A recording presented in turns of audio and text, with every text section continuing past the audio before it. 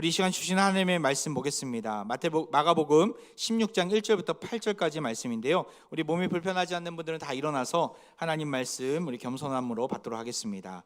마가복음 16장 1절부터 8절 저와 여러분이 교독하도록 하겠습니다. 안식일이 지남에 막달라 마리아와 야고보의 어머니 마리아와 또 살로메가 가서 예수께 바르기 위하여 향품을 사다 두었다가 안식 후 첫날 매우 일찍이 해 돋을 때에 그 무덤으로 가며 서로 말하되 누가 우리를 위하여 무덤 문에서 돌을 굴려 주리오 하더니 눈을 들어본즉 벌써 돌이 굴려져 있는데 그 돌이 심히 크더라. 무덤에 들어가서 흰 옷을 입은 한 청년이 우편에 앉은 것을 보고 놀라매 청년이 이르되 놀라지 말라. 너희가 십자가에 못 박히신 나사렛 예수를 찾는구나. 그가 살아나셨고 여기 계시지 아니하니라. 보라, 그를 두었던 곳이니라. 가서 그의 제자들과 베드로에게 이르기를 예수께서 너희보다 먼저 갈릴리로 가시나니 전에 너희에게 말씀하신 대로 너희가 거기서 배우리라 하라 하는지라. 여자들이 몹시 놀라 떨며 나와 무덤에서 도망하고 무서워하여 아무에게 아무 말도 하지 못하더라. 아멘. 자리에 앉으시기 바랍니다. 지난주 목요일 날 참 큰 눈이 왔습니다. 한방눈을 보는 것은 참 낭만적이고 멋진 일이지만 동시에 폭설이 내리면 낭만보다는 불편함이 먼저 찾아옵니다. 퇴근길 또한 출근길이 많이 힘들었던 분들이 계실 텐데 눈이 많이 쌓이면 이렇게 우리 삶에 많은 제약이 따르기 때문에 불편함이 찾아오는 것이죠. 예전에 제가 부교육자 시절에 능곡에 산 적이 있었는데 새벽에 눈이 많이 쌓이니까 무릎까지 왔던 것 같아요. 허리까지 왔던 것 같아요. 엄청나게 많이 쌓였던 눈이 있었는데 그날 폭설이 내림으로 새벽 설교를 제가 해야 되는데 참 이게 교회까지 오는 것이 참 큰 힘든 일이었습니다. 교회 집에서 출발해서 어찌어찌 해서 한 6단지 근처까지 왔다가 막 차가 제 차도 그렇지만 다른 차들도 막 고개 운전을 하고 있더라고요. 막 역주행하는 차도 막 오고 앞으로 갈 수가 없어서 길가에다가 그 곁길에다가 이렇게 차를 세워놨습니다. 그리고 거의 버리다시피 차를 놔두고 눈길을 걸어서 교회에 와서 새벽 설교를 했던 기억이 납니다. 그 뒤로부터 이게 새벽에 눈이 오면 항상 긴장을 합니다. 근데 지금은 감사하게도 교회 옆에 사택이 있어서 이렇게 교회 오는 게 어렵진 않지만 눈길에 우리 성도들이 오다가 혹 미끄러지지는 않을까, 넘어지지는 않으실까라는 걱정이 앞섭니다. 그래서 폭우가 오거나 폭설이 내리면 그날은 그냥 안전을 위해서 가정에서 온라인으로 새벽 기도회를 들으시라고 권면해 드릴 때가 많이 있습니다. 눈이 물리적으로 우리가 교회에 나오는 데 있어서 큰 장애물이 될 수 있듯이 우리 영혼에도 마찬가지입니다. 우리가 하나님께 나아갈 때 그 막는 장애물이 있습니다. 우리가 오늘 본문에 보면 육중한 돌문이 이 부활하신 주님을 만나는 데 있어서 큰 장애물이 되고 있음을 보게 됩니다. 오늘은 12월 첫 주일인데 아기 예수님의 오심을 기다리는 한 달 아닙니까? 이 성탄을 기다리는 이 12월 달 이 계절에 웬 부활절 본문인가 의아해하실 수 있지만 한번 생각해 보시길 바랍니다. 주님께서 이 땅에 왜 오셨는가를 우리는 그 목적을 알고 있는 자들입니다. 바로 우리 스스로는 도저히 열 수 없는 죄와 사망의 돌문을 열어주기 위해서 주님은 이 땅에 오신 것이죠. 오늘 말씀을 통해서 이 땅에 오셔서 우리의 인생의 무거운 돌을 굴려주시는, 사라지게 하시는 그 주님을 만나는 은혜가 있기를 간절히 소망합니다. 예수님 당시 팔레스타인에서는 사람이 죽으면은 눈을 감기고 난 후에 시신을 머리부터 발끝까지 물로 깨끗이 닦습니다. 그리고 뜨거운 그 지방이기 때문에 시신이 금방 부패하기가 쉽습니다. 그래서 이 부패할 때 나는 냄새를 방지하기 위해서 시신이 있으면 사람이 죽자마자 향료를 온몸에 발랐다라고 합니다. 그 향료의 가격은 천차만별이기 때문에 형편에 따라서 향료의 종류를 집안의 형편에 따라서 정해서 시신에 바르고 수습했다라고 합니다. 하지만 예수님은 즉시 향료를 바르지 못했습니다. 예수님은 안식일이 되기 직전에 금요일 오후 3시에 죽음을 맞이하셨습니다. 그리고 금요일 오후 저녁 6시면 안식일이 시작하기 때문에 그 3시간 동안 예수님의 온몸을 향료로 물로 씻고 향료를 바르고 무덤으로 모시는 것은 불가능했습니다. 그래서 향료를 바르지 못하고 무덤에 안치하게 된 것이죠. 이 일을 알았던 막달라 마리아를 비롯한 여인들은 안식일을 지내고 나서 그 다음 날 새벽 일찍이, 일요일 일찍이 예수님을 향해 나아가게 됩니다. 바로 예수님의 그 몸에 향료를 바르기 위해서 그 시신이 있는 무덤가로 가게 된 것이죠. 누가 가게 되었다라고요? 오늘 본문 1절에 구체적으로 이렇게 나와 있는데요. 안식일이 지남에 막달라 마리아와 야고보의 어머니 마리아와 또 살로메가 가서 예수께 바르기 위하여 향품을 갖다 사다 두었다가 2절에 안식 후 첫날 매우 일찍이 해돋을 때에 그 무덤으로 가며, 이 세 여인뿐만 아니라 더 많은 여인들이 사실 있었는데 마가복음에서는 세 여인을 여기 지명하고 있습니다. 이 세 여인이 새벽부터 더 일찍이 일어나 무덤가로 가게 된 것이죠.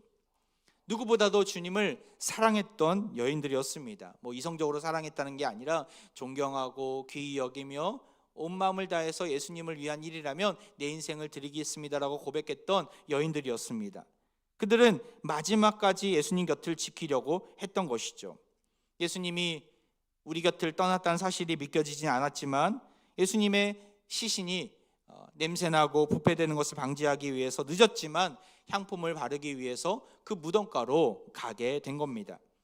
시신을 만지는 일은 부정한 일이다. 지난주에 아리마대 요셉을 통해서 우리가 말씀을 보았는데 이 여인들도 마찬가지였어요. 하지만 이에 아랑곳하지 않고 주님을 사랑하는 마음으로 온 힘을 다해 섬기고자 했던 것이죠. 그런데 가면서 누군가 이러한 탄식 섞인 말을 내뱉게 됩니다. 3절 말씀 우리 같이 한번 읽어볼까요? 시작. 서로 말하되 누가 우리를 위하여 무덤문에서 돌을 굴려주리요 하더니, 서로 이야기합니다. 누가 우리를 위하여 무덤문에서 돌을 굴려주리요. 당시 무덤은 한국식 무덤과는 좀 다른 모습을 가지고 있습니다. 사진 한번 모형으로 이렇게 보여드리고 싶은데요. 연약한 그 석회암 바위를 깎아 만든 동굴식 가족 무덤 형태였습니다. 입구는 보통 이렇게 큰 돌로 막았고 안에 들어가면 작은 전실이 있고 벽면에는 길쭉길쭉한 구멍을 여러 개로 파서 그곳에서 가족들의 시신을 묻은 것이죠. 이 문을 막고 있는 크고 육중한 돌문이 화면상과 같이 있는 것입니다. 이 돌문은 시신이 썩는 것을 썩는 그 냄새가 새어나가지 못하도록 만든 밀봉 상태로 만들기 위한 돌문이었습니다. 그래서 이런 돌문들은 대부분 그 입구의 규격에 맞게 다듬어서 틈새로 끼어 들어가 아기가 맞도록 만들어 밀봉했기 때문에 그 밀봉된 문을 다시 연다라는 것은 웬만한 남성의 힘 가지고는 쉽지 않은 일이었습니다. 이 사실을 알고 있던 여인들은 대부분의 남자들, 특별히 제자들이 다 도망간 상황 아닙니까? 갈릴리 등으로 다 도망간 상태 속에서 너무나 막막했던 것이죠. 그래서 이러한 한탄 섞인 말을 하는 것입니다. 누가 우리를 위하여 이 큰 돌문을 무덤문에서 굴려주리오라고 고백하고 있는 것이죠. 단순히 이러한 한숨 섞인 걱정은 단순한 그러한 의미를 가지지 않았음을 우리는 또한 알아야 합니다. 더 이상 주님을 만날 수 없는 이 상황 속에서 무기력한 고백을 지금 하고 있기 때문에 그러합니다. 주님은 떠났고 이제 우리는 주님을 만날 수도 배울 수도 없구나. 이제 우리를 위해 누가 도움을 줄 수 있을까? 이제 누가 우리를 위해 기도해 줄 수 있을까? 이런 여러 가지 근심과 걱정 가운데 나아가고 있는 그 여인들의 속마음이 드러난 그 말이 이 의문인 것이죠. 사랑하는 합병가족 여러분, 우리에게도 이러한 영적인 의문이 있지 않습니까? 주님을 더 이상 만날 수 없고 볼 수 없고 영적인 암흑 가운데 머물러 있지는 않습니까? 주님이 무덤 안에 있는 것이 아니라 내가 무덤 안에 있는 듯한 느낌을 가지고 있지는 않습니까? 반복되는 죄악으로 인해서 하나님을 느낄 수 없고 하나님을 만날 수 없는 영적인 무력감 가운데 있고 날마다 믿음이 더욱더 성장하고 성숙해야 되는데 모든 것을 다 놓아버리고 싶은 마음은 혹시 있지는 않습니까? 무겁고 육중한 마음의 돌문을 걷어버리고 예배의 자리에서 주님을 마음껏 찬양하고 기뻐하며 즐거워해야 되는데 여전히 그 돌문이 내 마음을 짓누르고 있지는 않습니까? 누가 우리를 위해서 이 돌문을 무덤문에서 굴려주리요? 내 스스로 아무것도 할 수 없는 이 무력감을 느끼며 이런 고백을 하고 있는 분은 이 자리에 없습니까? 그런 분들이 있다면 오늘 본문을 더 깊이 들여다보시길 바랍니다. 우리를 위해 돌문을 굴려주는 분이 계시기 때문에 그러하죠. 오늘 본문을 보면 저는 여호수아가 생각이 나더라고요. 여호수아도 육중했던 그 큰 여리고의 성문을 보았던 자였습니다. 여호수아는 모세의 후계자로서 이제 가나안 땅을 정복해야 되는데 두렵고 떨리는 마음이 있었어요. 그리고 첫 성이었던 이 여리고성을 정복하기에 앞서 그들의 거대한 성문을 보게 됩니다. 여호수아 시대의 여리고성은 요단강 서쪽 그 가나안 입구에 위치했던 아주 강력했던 요새화가 되었던 난공불락의 도시였습니다. 가나안 정복의 첫 관문이자 무조건 이 여리고성을 정복해야만 가나안 땅을 정복할 수 있었거든요. 하지만 이 여리고성은 만만치 않았던 성이었습니다.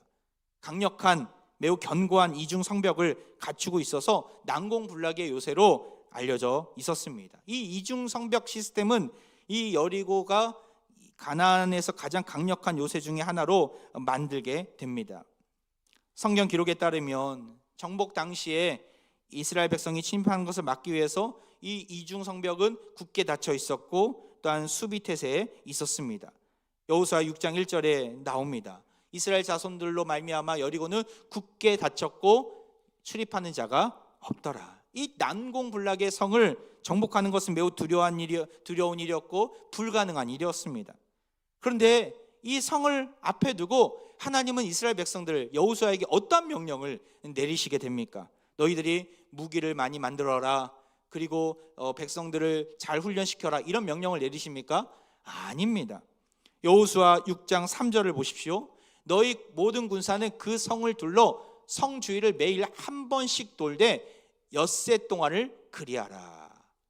여러분, 이 명령이 이해가 되십니까? 하나님의 명령입니다. 매일 성 주위를 한 번씩 돌고 엿새 동안 그렇게 하다가 그리고 7일째 되는 날에는 7번을 돌고 함성을 외치도록, 큰 소리로 외치도록 하신 것이죠. 제사장들은 나팔을 불게 하십니다. 전혀 상식적이거나 전혀 이성적이지 않는 방법입니다. 그런데 7일 동안 그렇게 순종하니까 어떤 일이 벌어지게 됩니까? 우리가 잘 알고 있듯이 여호수아 6장 20절 우리 같이 한번 읽어볼까요? 시작. 이에 백성은 외치고 제사장들은 나팔을 불매 백성이 나팔 소리를 들을 때 크게 소리질러 외치니 성벽이 무너져 내린지라. 백성이 각기 앞으로 나아가 그 성에 들어가서 그 성을 점령하고. 놀라운 일이 벌어집니다. 그 거대하고 이중 성벽 시스템이 갖춰져 있는 난공불락의 요새가 한순간에 무너져 내린 것이죠. 어떻게 이렇게 무너져 내릴 수 있었습니까? 제사장들이 나팔을 큰 소리로 불렀기 때문에, 혹은 또 그 백성들이 외치는 소리가 너무나 컸기 때문에 무너져 내린 것입니까? 아니면 그들이 그 한 바퀴 돌고 또 마지막에 7바퀴를 돌 때에 발자국 소리가 너무나 위대해서 거대해서 그 성이 무너진 것입니까? 아닙니다. 하나님이 무너뜨리신 것이죠. 백성들은 그저 순종했을 뿐입니다. 순종하는 자에게 하나님은 이러한 놀라운 승리를 허락하신 것입니다. 우리 인생 가운데 큰 산이 있습니까? 우리 인생 가운데 난공불락의 요새가 있습니까?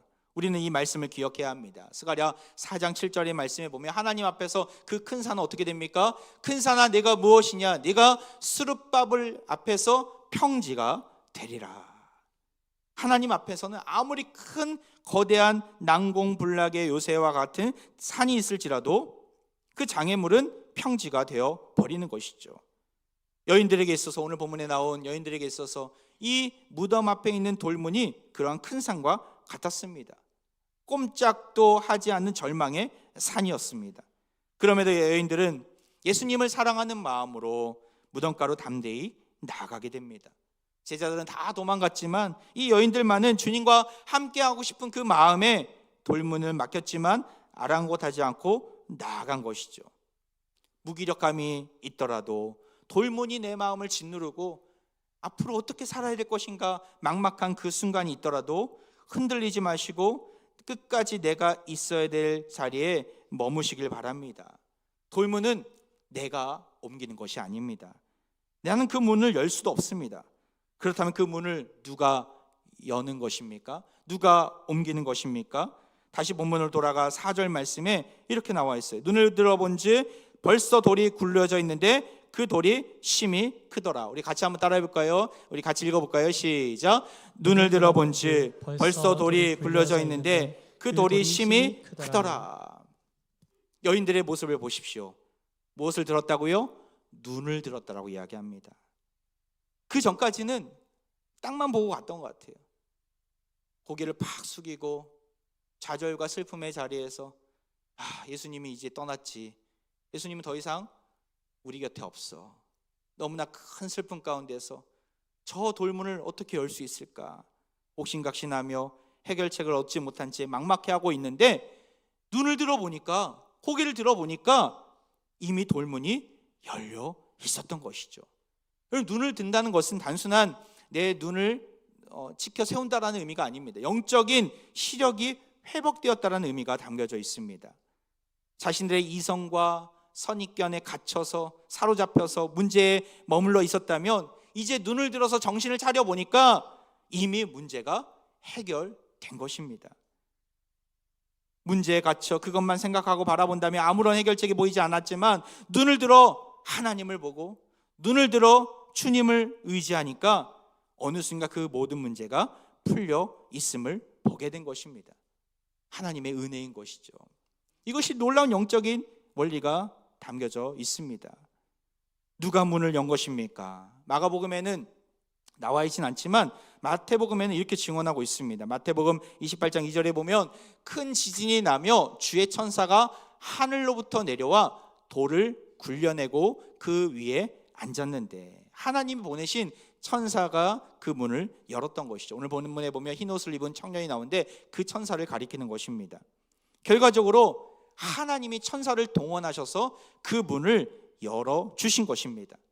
걱정과 근심 가운데 있던 그 여인들의 심정과 상황을 아시고 주님을 사랑하는 마음으로 그 무덤가에 머물며 나아갈 때, 또한 눈을 들어 나아갈 때 하나님은 천사를 동원하셔서 그 문제를 해결하심으로 주님을 만날 수 있는, 부활의 주님을 경험할 수 있는 은혜를 주신 것입니다. 사랑하는 합병가족 여러분, 우리에게도 이러한 돌문이 열리는 은혜가 있기를 간절히 소망합니다. 눈을 들어 하나님을 바라보는 영적인 시각이 열리는 우리 모두가 되길 바랍니다. 돌문이 열리는 은혜, 어떠한 자들에게 주시는 것입니까?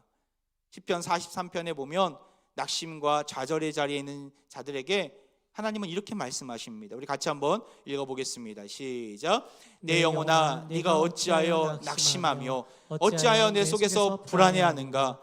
너는 하나님께 소망을 두라. 그가 나타나 도우심으로 말미암아 내 하나님을 여전히 찬송하리로다. 할렐루야. 낙심과 좌절의 자리에서, 불안함의 자리에서, 고통 가운데 있는 분들이 계십니까? 하나님께 눈을 들어 소망을 가지시길 바랍니다. 그럴 때 주님은 나타나 우리를 도우시고 우리 앞에 막혀있는 그 돌문을 열어 주실 것입니다. 문제 앞에서 그 순간은 참으로 버티기가 어렵고 고통스럽지만 지나고 보면 그 어느 순간 그 돌문이가 같은 그 어려움이 사라져 버렸음을 보게 됩니다. 올 한 해 한 달도 채 남지 않은 이때에 올 한 해 어떠셨습니까? 작년을 마무리하고 올해 시작하면서 우리에게를 고통스럽게 만들고 좌절 가운데 있게 한 돌문이 있었습니까? 아직도 그 돌문이 남아 있습니까? 글쎄요. 그 하나님의 은혜로, 전적인 은혜로 그 돌문이 사라졌음을 보게 되지 않습니까? 어느 순간 보이지 않는 거예요, 돌문이. 어느 순간 하나님께 더 가까이 나아갈 수 있는 길이 열리게 되고 내 마음 가운데 불안과 낙심이 아닌 평강이 찾아옴을 보게 됩니다. 최근에 신장 이식을 한 우리 귀한 집사님이 계십니다. 우리 집사님 내를 만나고자 댁에 잠깐 갔었습니다. 한 달 전에 수술을 잘 마치고 지금 회복 중에 계신데 최근까지만 해도 10년 동안이나 매일 신장 투석을 하셨던 분이셨어요. 그리고 계속 수치가 오르락내리락 하면서 입원하고 퇴원하고 입원하고 퇴원하고 여러 가지 어려움 가운데 있었던 분이셨어요. 코로나 기간 동안에는 또한 너무나 악화가 된 나머지 생사를 오고 가는 심각한 순간도 있었습니다. 그럴 때마다 119로 실어갈 때마다 제가 전화로 기도해드리고 또한 우리 화평 가족들에게 중보 기도를 통해서 또 알려드리고 참 여러 가지 어려움 가운데서 그 기도를 통해서 하나님이 살아나게 하시는 은혜를 경험하게 되었습니다. 참으로 감사하게도 최근에 그 아내의 권사님의 그 신장을 이식받아서 건강을 되찾게 되셨습니다. 수술 날짜가 한참 뒤였는데 당겨져서 10월달 지난달에 이렇게 마칠 수 있게 된 것이죠. 수술 받으시고 이제 한 달이 되셔서 지난주에 집사님 내외를 이렇게 만나고자 댁을 방문했었는데 너무나 건강해지신 거예요. 혈색도 밝아지시고 또한 모든 붓기도 다 사라져서 누가 그러더라고요. 청년 같다고. 50대 후반인데 청년 같은 권사님과 또 집사님의 모습을 보게 되었습니다. 그리고 하나님이 하셨습니다. 많은 우리 화평 가족들의 기도 덕분입니다라는 놀라운 고백을 듣고 하나님께 영광 돌리며 오게 되었습니다. 이 질병이라는 돌문이 집사님의 인생과 그 가정의 앞길을 막고 있었는데 하나님의 놀라운 기적이 임하여서 그 집사님의 인생길이 다시금 열리게 되는 은혜를 누린 것이죠. 딴 길로 가지 않고 힘들고 고단한 인생길이었지만 날마다 투석하면서 하루하루 버거운 삶을 살아갔지만 끝까지 주님을 신뢰하고 가정교회 안에서 또 믿음의 공동체 안에서 우리 교회 안에서 머물며 하나님을 의지했기 때문에 결국 때가 되니까 결국 하나님의 때가 이르게 되니까 하나님께서 그 육중한 돌문을 우리 스스로는 열 수 없었지만 하나님이 열어주신 것입니다. 할렐루야. 우리 하나님은 이렇게 자비하시고 넘치시고 사랑이 많으신 분이십니다. 우리가 해야 될 일은 너무나 단순하지 않습니까? 여호수아가 백성들과 함께 7일 동안 여리고성을 돌았던 것처럼 마리아를 비롯한 여인들이 주님을 떠나지 않고 주님이 계신 그 무덤가로 눈을 들어 나아갔던 것처럼 우리에게 요구하시는 태도는 너무나 단순합니다. 주의 말씀에 순종하며 주님을 바라보며 나아가는 그 모습들, 하나님은 그런 모습을 가진 자에게 반드시 막혀있던 인생의 돌문을 열어주실 것입니다. 그 놀라운 은혜가 사랑하는 모든 화평 가족들에게 임하기를 간절히 소망합니다. 결국 이 돌문이 열리니 여인들은 어떤 소식을 듣게 됩니까? 그 흰옷을 입은 청년, 바로 천사가 이런 말을 하고 있습니다. 6절입니다. 청년이 이르되 놀라지 말라. 너희가 십자가에 못 박히신 나사렛 예수를 찾는구나. 그가 살아나셨고 여기 계시지 아니하니라. 보라, 그를 두었던 곳이니라. 그녀들은 너무나 낙심한 자리에서, 너무나 피곤한 자리에서 그들은 멈추지 않고 일어나 주님을 바라보며 무덤가로 나왔는데 가장 먼저 그 예수님의 부활 소식을 듣게 된 것입니다. 너무나 놀랍고 기쁜 소식이었습니다. 우리 주님은 십자가 부활의 영광을 우리에게 보여주시면서 우리와 주님과 막혀있던 그 돌문, 장애물을 치워주신 분이십니다. 우리가 하나님 앞에 나아갈 수 없었도록 했던 그 돌문이 무엇이었습니까? 바로 죄와 사망인 것이죠.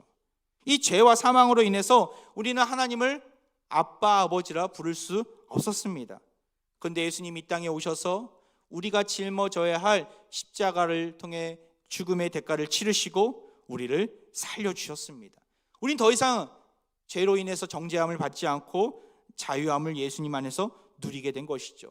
이 사실을 아는 사도 바울은 이 놀라운 구원의 소식을 이렇게 정리하고 있습니다. 우리 제자반 받으신 분들은 다 암송하고 있는 내용인데요. 로마서 8장 1절 2절입니다. 우리 같이 한번 읽어볼까요? 시작. 그러므로 이제 그리스도 예수 안에 있는 자에게는 결코 정죄함이 없나니 이는 그리스도 예수 안에 있는 생명의 성령의 법이 죄와 사망의 법에서 너를 해방하였음이라. 죄와 사망의 법에서 우리를 해방시켜 주신 것이죠. 결국 우리는 죄라는 돌문, 사망이라는 돌문을 거두시고 부활하신 주님을 만날 수 있게 된 것입니다. 이것이 복음입니다. 이것이 기쁜 소식입니다. 돌문을 옮겨주시고 하나님의 은혜의 보좌 앞에 담대히 나아갈 수 있는 그 길을 열어주셨음에 감사하는 우리 모두가 되길 바랍니다. 우리 앞에 있는 죄라는 돌을 굴려줄 분은 오직 주님밖에 없습니다. 주님만이 우리의 돌을 굴려주실 유일한 분이십니다. 이런 주님과 끝까지 동행하면서 기쁨으로 살아가는 2025년 연말이 되길 바랍니다. 말씀을 정리합니다. 누가 우리를 위하여 돌을 굴려주리요. 이 내용을 보면서 또한 이 성경 말씀을 묵상하면서 이 그들의 한탄 섞인 질문이 제 가슴에 깊이 박히게 되었습니다. 제 자신이 인생을 돌아보게 되었습니다. 목회 현장 속에서 자녀 양육하는 그 자리 속에서 어떤 재정의 문제 앞에서 저 역시 날마다 그런 고민을 하거든요. 누가 이 문제를 해결해 줄 수 있을까? 신세에 한탄하면서 때로는 남이 그 돌을 굴려주지 않는다라고 남 탓하며 원망하기도 했습니다. 혹은 또 내 힘으로 억지로 그 돌을 굴려보겠다고 낑낑대며 탈진하기도 했습니다. 그때 주님이 이렇게 말씀하시는 거예요. 너가 돌을 굴리는 것이 아니다. 내가 굴리는 것이다. 억지로 돌을 굴리려 하면 꿈쩍도 하지 않지만 눈을 들어 주님을 바라보니 어느 순간 돌문이 열려 있는 것이죠. 2025년 한 달 남지 않은 이 시간 속에서 우리는 아기 예수님을 기다리는 성탄절을 앞두고 있습니다. 우리를 위해 이 땅에 오신 주님은 우리 인생에 닫힌 문을 여시기 위해 오신 분입니다. 스가랴의 말씀처럼 우리 앞에 큰 산이 있습니까? 그 큰 산을 평지로 만드시기 위해 오신 분입니다. 혹시 여전히 지금도 해결되지 않는 이 문제 앞에서 닫힌 돌문 앞에서 울고 계십니까? 좌절하지 마시고 눈을 들어 주님을 바라보시길 바랍니다. 우리가 성탄을 기쁨으로 여길 수 있는 이유가 무엇입니까? 연말연시 그런 큰 분위기에 취해서 기쁨으로 여기는 것이 아니라 주님이 오시면, 주님이 내 삶 가운데 임하시면, 주님이 우리 가정 가운데 임하시면, 주님이 내 인생 가운데 임하시면 모든 닫힌 문들이 열리기 때문에 기뻐할 수 있는 것이죠. 이번 한 주간 내가 그 문을 열려고 아등바등대며 낑낑대며 탈진하지 마시고 내 힘을 내려놓고 돌문을 여시는 주님을 바라보시길 바랍니다. 우리를 찾아오신 그 부활의 주님을 만날 때 우리 인생의 모든 문제가 해결될 줄 믿습니다. 그 믿음을 가지고 주님과 동행하며 기쁨을 누리는 사랑하는 모든 화평가족들 되시기를 주의 이름으로 축원드립니다. 이 시간 우리 함께 찬양으로 나아가는데요, 괴로울 때 우리는 누구를 바라봐야 합니까? 주님의 얼굴을 봐야 합니다. 세상에서 시달린 주의 백성들은 위로의 주님을 바라볼 때 힘을 낼 수 있습니다. 우리 함께 믿음으로 고백하며 찬양으로 나아갑니다. 괴로울 때 주님의 얼굴 보라, 평화의 주님 바라보아라. 세상에서 시달린 친구들아, 위로의 주님 바라. 우리 다시 한번 고백합니다. 괴로울 때 주님의 얼굴 보라. 괴로울 때 주님의 얼굴 보라, 평화의 주님 바라보아라. 세상에서 시달린 친구들아,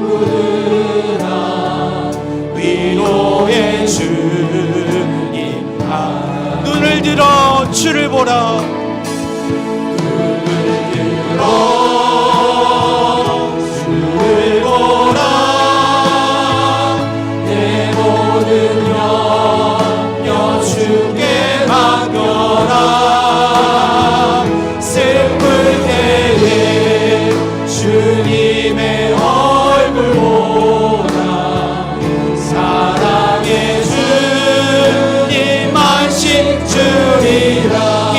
없고 내 마음 연약할 때 힘이 없고 내 마음 연약할 때 능력의 주님 바라보아라. 아멘. 주의 모든 자는 힘주시고 늘 지켜. 우리 두 손 들고 찬양합니다. 눈을 들어 주를 보라. 주를 보라. 내 모든 염려 주께 맡겨라. 슬플 때에 주님의 얼굴 보라. 사랑의 주님만. 마지막으로 눈을 들어 주를 보라.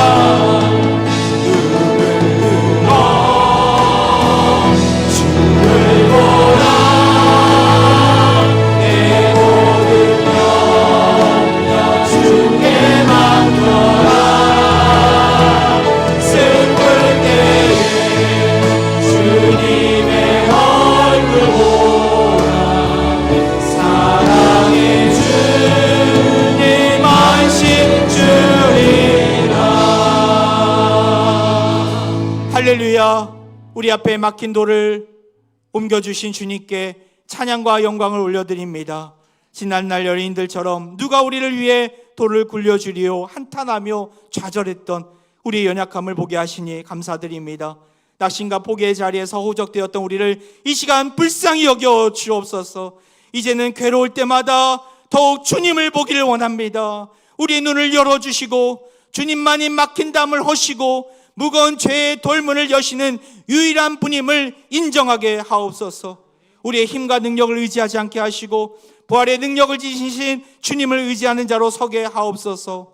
연말연시 분주함 속에서 죄악의 자리가 아니라 주님과 날마다 동행하는 자로 기쁨으로 살아가는 화평가족 모두가 되게 하여 주옵소서. 이 시간 몸이 아픈 부위에 손을 놓고 기도하겠습니다. 주님, 우리는 삶의 무게 앞에 쉽게 피곤하고 지쳐 쓰러집니다. 하지만 주님은 우리의 참된 능력이 되어 주십니다. 피곤한 자에게는 능력을 주시며 무능한 자에게는 힘을 더하신다 말씀하셨사오니 이 시간 주의 보좌 앞에 엎드린 모든 지친 영혼들 육체에 새 힘을 부어 주옵소서. 주님만이 우리의 상한 심령을 고치시는 의사이심을 고백합니다. 내가 너를 치료하여 내 상처를 낫게 하리라 약속하시 그의 주님의 신실하심을 믿고 의지하오니 다친 우리의 믿음의 눈을 열어 주옵소서. 주님의 살아계신 권능을 보여 주옵소서. 모든 불가능한 질병에서 우리를 건져 주옵소서. 부활의 능력으로 우리를 살려주신 예수 그리스도의 이름으로 기도하옵나이다. 아멘.